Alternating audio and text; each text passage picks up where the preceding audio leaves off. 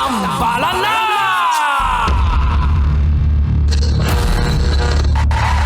Ang tambalang kumikinang.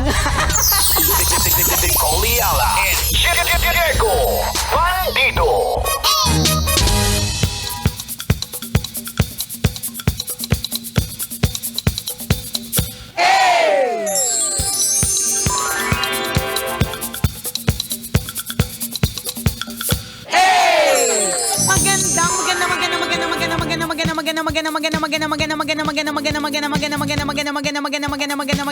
Magandang tanghali, kumikinang na ulo, Diego Bandido.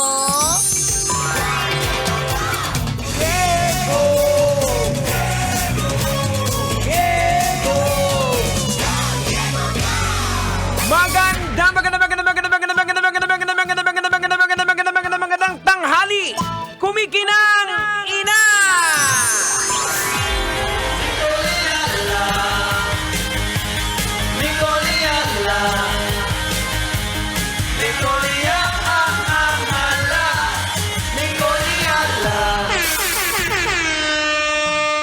Dear Nicole Yala and Diego Bandido.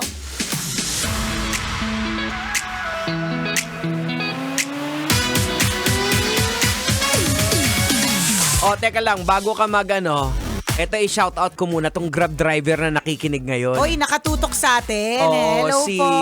Sir Henry Bubeles. Ay, Kuya Henry Bobeles. Ayan, alam mo kung sinong sakay niya. Ay, Ang napakapogi nating boss. alam mo ba, Kuya Henry Bobeles, Sir Henry, ready ka na ha? ready ka na ba? Huwag kang mabibigla. Huwag kang mabibigla Yung huling Oh. binigyan niya ng tip. Ng Oo. boss namin yan. Yung Oo. agamulak yan ng MBC Media Group. Yung huling binigyan niya ng tip. Ngumiwi kasi sabi niya, hala, uuwi na ako. Naka-boundary na ako agad. Kung magkano ang binigay niya, hindi na namin isuspluk. Basta napangiwi siya sa kaligayahan. Ayan. Ganon. Ayan. Maraming salamat, sir, sa pakikinig. Kuya Henry, ay, naku, mali pala ang chismis. Oh, anong kwento? Ang kwento, sabi ng digital team namin, ang kwento niya sa akin, 2K daw ang binigay niya dun sa driver. Ako naman, nag-share lang ng kwento ng digital. Wala na nga akong sinabing amount. 2 kilong bigas. 2 kilong halik. With laway. Ingat ka, Kuya Henry. Salamat po, Henry. I-shoutout na rin natin ang 4th Estate Subdivision dyan sa Parañaque City. And speaking of Parañaque, happy 20th cityhood sa Parañaque. And sa darating po na Sunday, February 8, ang Love Radio po ay magsi-celebrate ng aming 50th anniversary. Ito yung malupitang collab ngayong taon. Correct. Diba? Ito po ang collab talaga na pinag-uusapan ng mula Luzon, Visayas at Mindanao. So meron pong collab ang Cityhood of Parañaque at ang Love Radio. Pareho po kami nagse-celebrate ng bodacious na anniversary. Kaya magkita-kita tayo on February 8, alas 3 ng hapon hanggang sa gabi. Tama. Hanggang mag-fireworks display. Correct. Imbitado lahat. True lalo, di ba? Kompleto po ang mga paborito niyo pong Love Radio DJs. Pati si Rocky Terra na bagong panganak, pupunta. Ayan. Pupunta siya. Tapos, magkikita-kita tayo kasi meron po diyang hip-hop dance competition.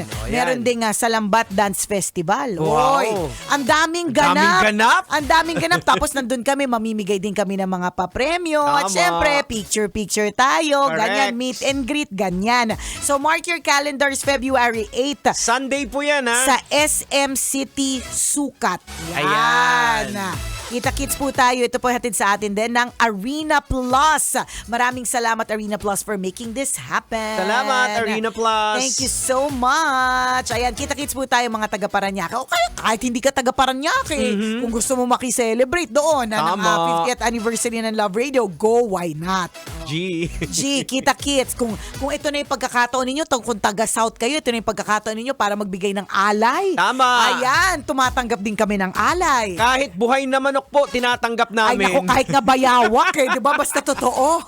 Ayan, oo. Salamat na marami and kita-kits po tayo Ay, sa mga on nakikinig Sunday. pala sa atin ngayon sa Capiz, Roa City Capiz, kay Shaira May Usison, salamat. Ayan. Uy, alam mo, speaking of Capiz, meron tayong saktong-sakto, isang nag-message. Sabi niya, Dear Nicole Liala and Diego Bandido, ako po ay taga-probinsya. Okay. Sa totoo lang po, pinagtatawanan po ako ng mga kaopisina ko kasi ang look ko po ay talaga naman pong pang-probinsya. Ano ba ibig sabihin ng pang-probinsyan look? Siguro, baka sabi nila yung parang jologs, panahon natin luma-luma nung jologs. So. Yung mga tipong, basta. Yung pormahan, alam mo naman talaga yung pag-insert ka hanggang puso. Ayan, ganun.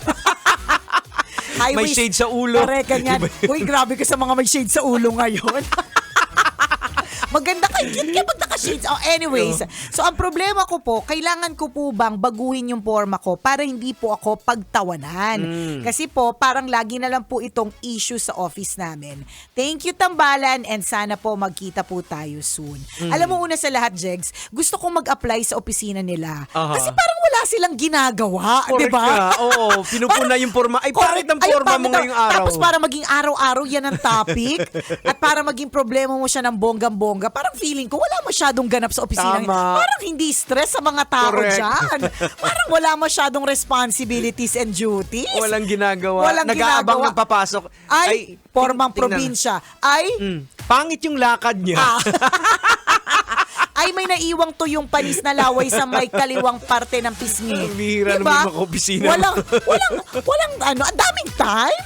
Walang ginagawa. Eh dito nga sa amin, di namin napapansin na may pumasok pala yung kaopisina namin dahil nga subsub kami. Oh, correct. Hindi nga namin, sa sobrang subsub nga po namin dito, hindi nga po namin alam na nag-leave ng 2 araw yung isa namin kasamahan. Tama. Hindi mo napapansin. Diba? Pero ito lang yun eh. Hindi ito dahil para sa ibang tao, kundi para sa sarili mo. Kung ikaw ba, dahil ba dito sa mga ganitong klase mga comment, do you feel bad?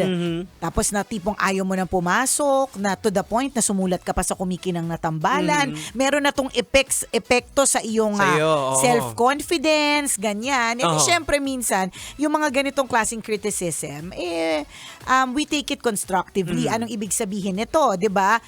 Iintindihin natin kung bakit nila sinasabi at medyo mag-iisip-isip ka din. Tingin ko ba dapat baguhin ko nga naman? Gaganda nga naman ba yung fit check ko o yung itsura ko kapag nakinig din ako sa kanila? Medyo may ganun ka din dapat na natanong sa sarili, hindi laging gets naman natin na syempre kung ano yung trip mo, walang basagan ng trip. Correct. Tama naman yun. Kung trip mong makabatugan, walang basagan ng trip. Kung trip mong hindi mag-aral ng mabuti sa school, walang basagan ng trip.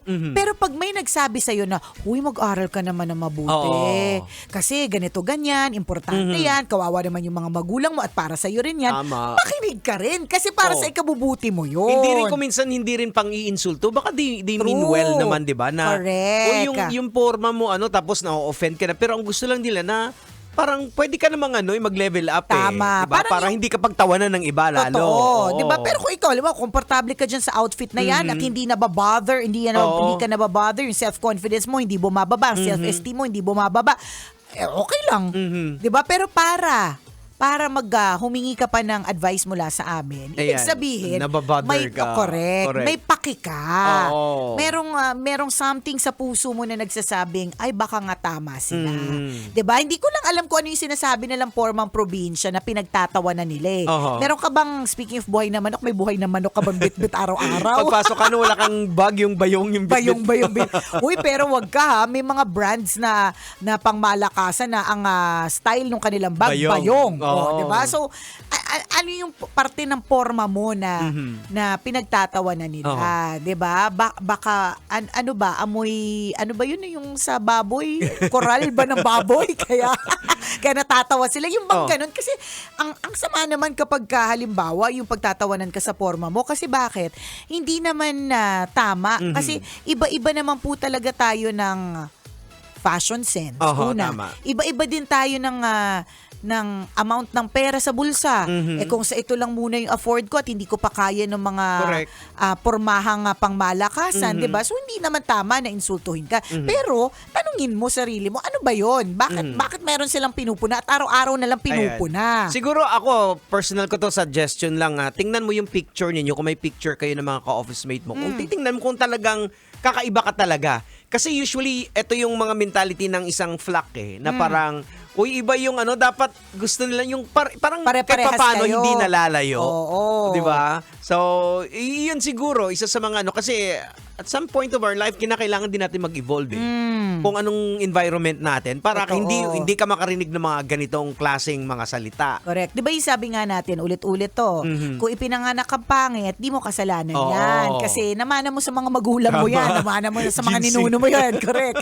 Di ba? Pero kung namatay kang tsaka pa rin, at Oo. hanggang sa kamatayan, masama ang loob mo sa katsakahan mo, meron ka ng ambag Correct. doon. Oo. Lalo pa sa ngayon na, kanina nga pinag-uusapan namin ni Conyo Bicolano sa Dear Love na marami na pong achievable, marami na pong nabibili ng mga produkto na hindi po kamahalan. Tama. Hindi katulad nung araw, ayun na naman nung araw, 'di ba? Nung araw, kukonti na nga lang yung pera natin, kukonti pa ang choices. Oo. Kapag ka meron kang gustong pabango nung araw, kailangan pa may maghintay ka pa sa Oo, sa galing ibang abroad. bansa. Oo. Correct, may pasalubong sa'yo o kaya nakipasuyo ka pa. Dati nga, wala pang digital na pwedeng i-post ng kaibigan mo na nasa Japan siya or nasa Amerika siya, tas pwedeng pasabay. Walang ganon. Kumbaga parang talaga maghihintay ka. Oo. Ngayon, marami nang pwedeng Correct. ways. 'Di ba? Tumingin ka lang sa social media mo, makakakita ka dyan. Isulat mo, type mo lang pasabay. Ayan. Pabango. Ayan. Marami kang makita. So, ibig sabihin, yung pagpapaganda, yung pag-e-evolve, sabi nga ni Diego, posible na siya. Oo. Doable, attainable, achievable. Ganon. Pero siyempre gawin mo at your own pace yan. Correct. Hindi naman- yung kung wag ka- ay. biglang hindi ka naman nag-i-sleeveless, biglang mag-i-sleeveless ka. At saka hindi lang yun, Diba? Jegs. Yung parang sa sobrang gusto mo naman na in ka. Tama pa ba yung word na in? Sabay ka sa In na trend. in. Yeah. O yan, kung gusto mong sumabay ka sa trend, wala namang masama doon. Aha. Pero lagi mo rin tatandaan, hindi para mamuliwi ka para dyan. At tulad ng isang kong kaibigan, sabi niya, proud na proud siya. Sabi niya, grabe, kakabili ko lang ng S25 Ultra. Ganon. Binasag siya ng isang kong kaibigan. Ay talaga, palabas na sa Feb 20 something, yung S26. Narinig niyo yung mga kaibigan ni Nicole. Sila nagbabasagan. Siyempre. Ganun talaga, kaya ko nga sila friends eh. So, ibig sabihin, ang point ko lang doon, kapag halimbawa ganyan, natatry mo rin na sumunod ng sobra sa trend, Yes. na ikahihirap mo, Correct. ikapupulubi mo, at magiging dahilan para pumangit ka na ulit dahil sa stress, kakasunod Tama. sa trend, hindi na din tama. Correct. So, in moderation lang, Oh. ha? Tansyahin mo rin din yung mga bagay-bagay. Correct. Oras natin, 12:39. Ako pong kumikinang ng ulo, Diego Bandido. At ako ang kumikinang ina mo, Nicole Yala. Kailangan pa bang i-memorize yan? Basic!